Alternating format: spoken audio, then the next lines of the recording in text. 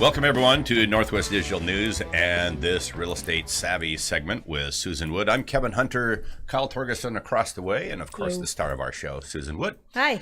Susan has a extensive background in the real estate market, and for those of you that are looking at either buying or selling a home, and you're maybe on the rails, Yes. well, we're gonna help bring some calmness and clarity to your real estate deal, and covering the top 10 real estate concerns going into buying or selling a house. So let's start, number one, Susan, with what should a person expect to pay for a commission? Well, that depends on your area. It can range from 5 to 10%, depends on the type of property you're selling. Homes are usually 5, 6, 7, sometimes 8%. And then land is slightly a little more higher because it does take longer to sell. And there is a ton more research that goes into land. I know we have currently various agents out there that work for certain other companies that charge 1 or 3% for listing fees. So those are, you're going to get what you pay for type companies. And oftentimes they charge what is truly called a listing fee. And that's all they do is they list it. And then they charge you monthly fees for lock boxes, to put it on the MLS, for flyers, professional pictures. They charge that all to the seller on a monthly fee. And so theoretically, when all is said and done, you're going to be paying sometimes more than you expected just to be a flat fee and be done. All right, so let's talk about marketing strategy for selling your home. What's the best? Well, primarily it is price. Period. Yes, price, price, and making sure that your home is clean, that your home doesn't smell. And that includes from fish from last night.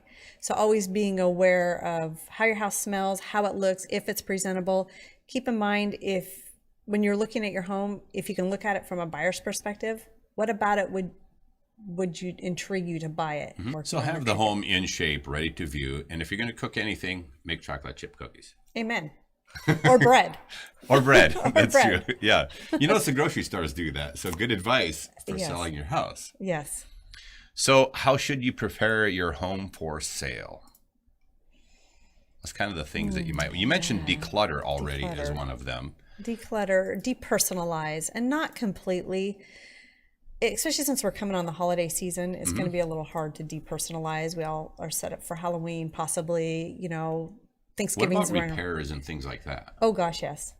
Yeah, if you have a good agent and one that's very familiar with the market, before you list, they should have already been going through your home saying, these are things you need to be addressed. So you want to put your best foot forward. Always. First. If you have an agent that just comes in and gives you this good fluff and stuff type presentation, but doesn't actually sit down with you and go, okay, let's walk through your house. If we're going to list it, let's walk through your house and let's look at the things that a buyer's going to see and an inspector's going to see. Because those things can be repaired by you, your dad, your neighbor, whomever. You can get it done, and it's going to cost you far less than when you go through inspection and they go, I want a licensed and bonded contractor. I want a licensed and bonded roofer, a licensed and bonded electrician, or whatever. When you maybe have a friend who does electrical and knows how to do your reverse polarity or whatever. So it's so much easier to have somebody that comes in and knows exactly what they're looking at and can say, okay, here's what we need to address before we go on the market. You have peeling paint, you have dry rot, things that just can be dealt with without having to spend a ton of money to do it. And your best foot forward. Exactly. A little paint, and in some cases, like if you have bad flooring or things like that, doing some updates, and it's amazing how much fresher a home can look from top to bottom with just a little bit of investment. We had a house recently for sale, and they had brown carpet, the shaggy type carpet. And we kept dropping the price at $5,000 increments. So we finally got down to $15,000 in lower pricing. Instead of taking $2,500 or $3,000 to repair or replace this flooring and getting top dollar for their home, they just kept reducing the price of their home. If they could have spent $2,500 on flooring and instead they suffered a $15,000 price drop, it seems like they paid for that flooring about 6 times by my math. Yeah. I think a house is your number one investment, or the largest investment most people make. Take care of it. Good recommendation. Absolutely. So let's talk about selling price. Who comes up with it? How is selling price established? Oftentimes it's the seller But again, with your agent, he or she knows the market, so she can do what we call a CMA, which is a certified market analysis. And that tells us things that sell in your neighborhood. It tells us that things that sell that are very similar to your home. You'll never have a duplicate of your home, ever. The best thing we can do is do by square footage, number of bedrooms, number of bathrooms, curb appeal, updates. And so those types of things allow us to get a good price point on your home. And that changes with every sale of a home. So if you have your house on the market already and at a given price, and homes are selling in the neighborhood or the vicinity, like in your same county, whatever, I don't know how close Within a mile. Within a mile. Okay, Yeah. so if homes are selling within a mile, that can be adjusting your home price up and down. Every time. Yeah. Every time. And sometimes it's not always good. But the true factor of who sets the price of your home is your appraiser.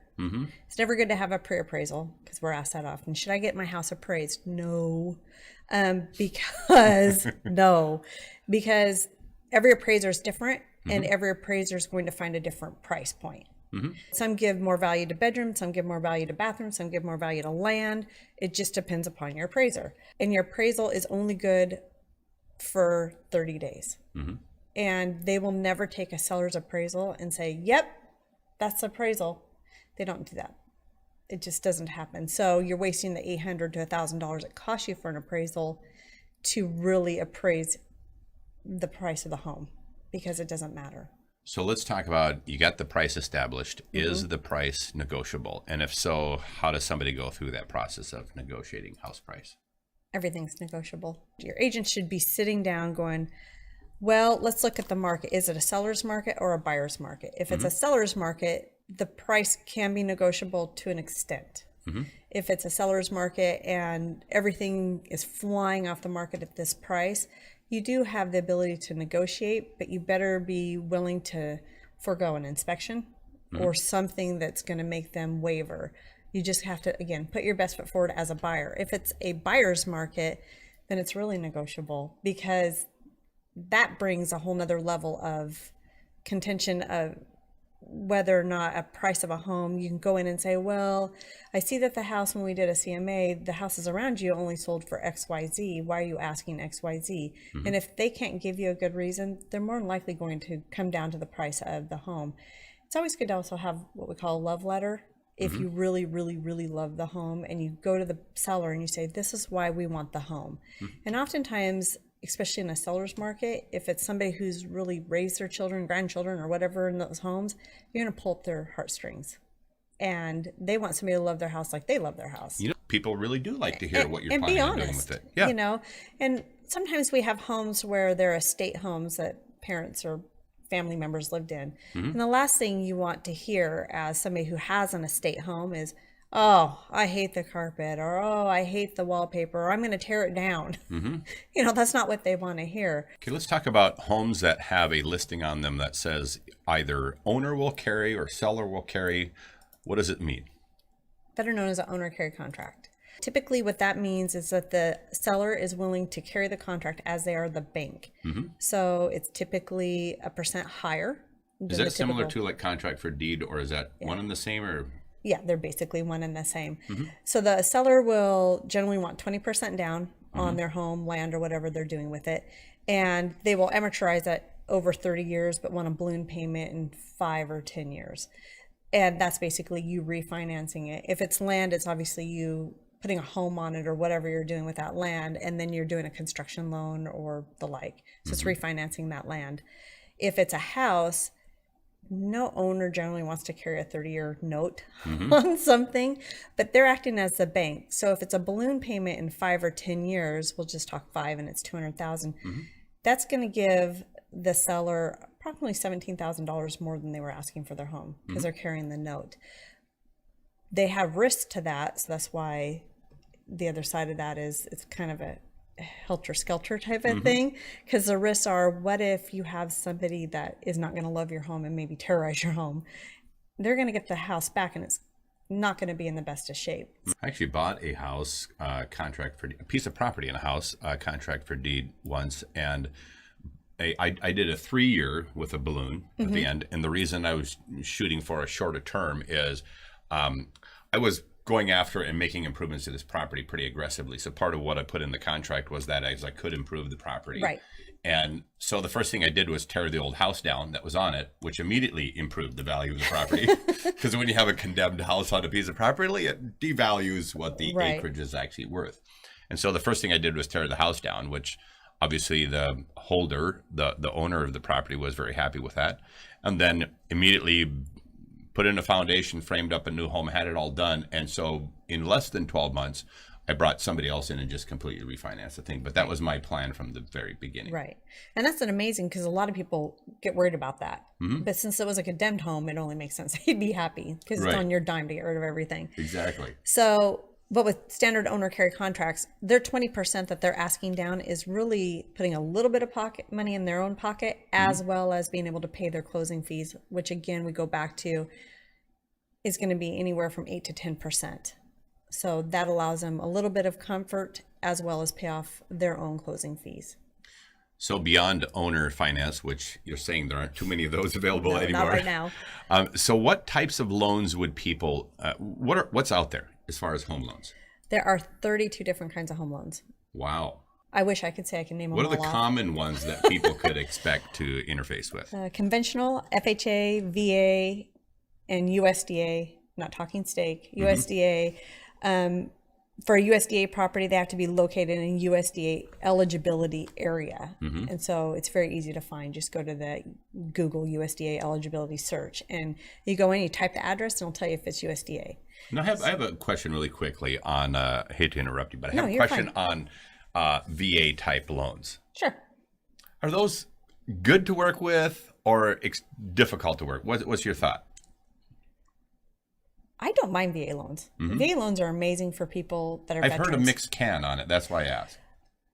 For me, it's more who is behind the VA loan, what lender.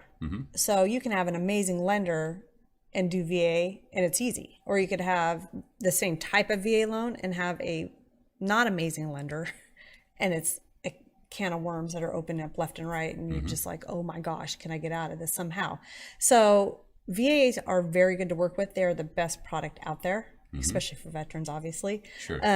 Get you in for no money down. So I like VA loans. For me, it's more the lender. What lender's behind it that makes me cringe.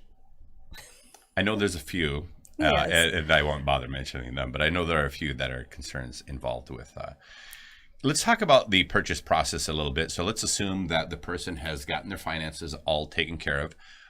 They have figured out how much they can afford, so they've done their proper budgeting process. They have a agent in hand. They have a pre-approval letter on the home. What's kind of the next step? So once you've put an offer and it's been mutually accepted, so that means it's completely signed around. There's no more negotiating. Everybody is signed around.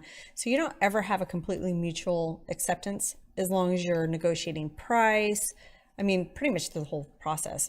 During the inspection, I mean, that's always being negotiated constantly. So every time you make a change to the form, you're no longer really in contract because it's somebody changing the contract. So once you get a mutually accepted as best you can with no contingencies left to negotiate outside of your inspection and your appraisal, then the next is obviously an inspection. And that happens between 10 to 12 days. So you have an inspection done and usually within a couple of days, and then you go to the drawing board of what in the home was found that needs to be repaired, or what did you find in the home that you want repaired. That's your next step. So it's your inspection and negotiating that. And while that's being negotiating, the whole time the lender is working on trying to get the loan closed on time. And they're also got the title working on getting that title free of encumbrances. So that's happening the whole time, and the agent's dealing with all that with the lender and the title company. So after that, we're working on appraisal coming in, and the appraiser may come in and you're still under negotiation for those inspection repairs or what's really going on. Once the appraisal comes in or it comes back to the lender, you're going to close about 10 days thereafter, as long as it comes back with no conditions. Who are all the people who are at the table? Besides a buyer and seller, obviously. Who's all sitting there at the table When we close? when you close? Well, when you're closed, you have your title clerk, your agent, and you, the buyer or the seller. That's it. Sometimes the lender shows up. Let's talk about escrow. Yeah. Explain what it is. We hear about this a lot in the home buying process. What is it? How does it work? When you open up escrow, we have pre-escrow, and that's when we open up title. So if you call me and say, Susan, I need to sell my house, and I live at XYZ blank street, and I'm like, okay, so I'll call up a title clerk and I'll say, I would like to open up preliminary title on XYZ blank street. And they'll ask you who the seller is so they can verify that you have the right to actually open up this, because it costs about $450 if you were to do it as a person. If you're going to sell for sale by owner, as us, it's free. So we open it up. They send us a preliminary title, and that's for us to look at that title to make sure there's no weird oddities on it that we can see, and that everything on it is kosher and like you have the right to sell the property. So we're looking at it and we get what's called an Exhibit A, and that's tells you where the property is located. And that is something that is very imperative to any type of loan, or excuse me, any type of transaction. Without the Exhibit A, you don't have anything. Doesn't matter what all documents you have to have the Exhibit A. So this is something the buyer and the seller sign. So we're looking at the Exhibit A, we're looking at the title, we're making sure the title, from what we can see, is free of encumbrances and that don't need to be addressed in advance. So once that's done and we open it up and we have the seller sign off on the Exhibit A, getting ready for hopefully a buyer soon, we will have the title company listed on our agreement stating that this is who we've opened up title with. And we ask that everybody please honor that, because they've already gone through the footwork to open it up and to get it started. And so typically speaking, nobody really frays or goes away from that. So once the buyer comes in and says, okay, I'm willing to put a 500,000, 1%, 2%, whatever it is down on the price of this home after mutual acceptance, they'll bring that money over to the title company, and then you open up escrow. And so escrow is kind of like a bank, and it just sits there. It gets cashed. A lot of people don't know that their earnest money gets cashed. It does get cashed. So it sits there and waits for that document to come in and be attached to it. So they can't take earnest money without a document. So it has to be mutually around accepted. That document goes in with your earnest money, and the escrow is when your title is being cleared of those encumbrances we spoke of earlier, and making sure that it can actually be transferred over to the new buyer. You've mentioned a few times about closing costs. This is our last question. How much should people expect the closing cost to be? So you're looking at roughly $5,000 to $10,000, just depends. And then you have the money you need to bring in, the 20%, 5%, 3%, whatever it is that you've agreed to your lender you're going to put down. So you have closing fees and you have down payment fees. Not to be confused as one and the same. Not at all. Gotcha. So a lot of people don't understand that. They think that one is the same as the other. So like, no, we asked the seller to pay our closing fees. We're walking in with nothing, but not if you said, on a $200,000 home, I'm going to put 3% down. You better be willing to bring in that $6,000. So, got it.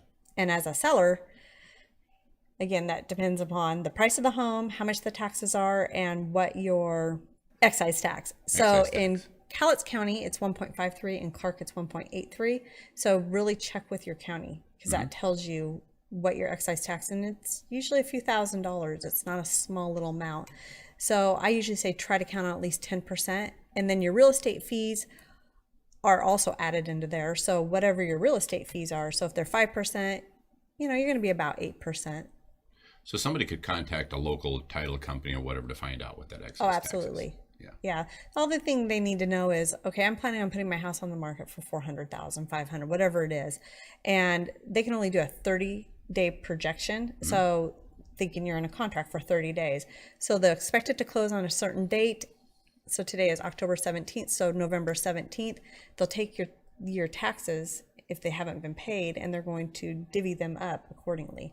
So you owe taxes up to the moment that you close, and then the buyer will either reimburse you if you already paid your taxes or pay the difference. And then you'll also have to pay the difference. All right. Well, thanks everyone who has joined us here on this special broadcast, Real Estate Savvy, and talking about the top 10 real estate questions. If you enjoyed the broadcast, give us a like on the video below. You can also put questions in the comment section below the video, and we'll be glad to come back and answer those at a later time. or on an upcoming episode here on Real Estate Savvy on Northwest Digital News. Thanks to everybody who joined us here on this broadcast. I'm Kevin Hunter with Susan Wood and Kyle Torgeson. Thank you. Till next time, take care.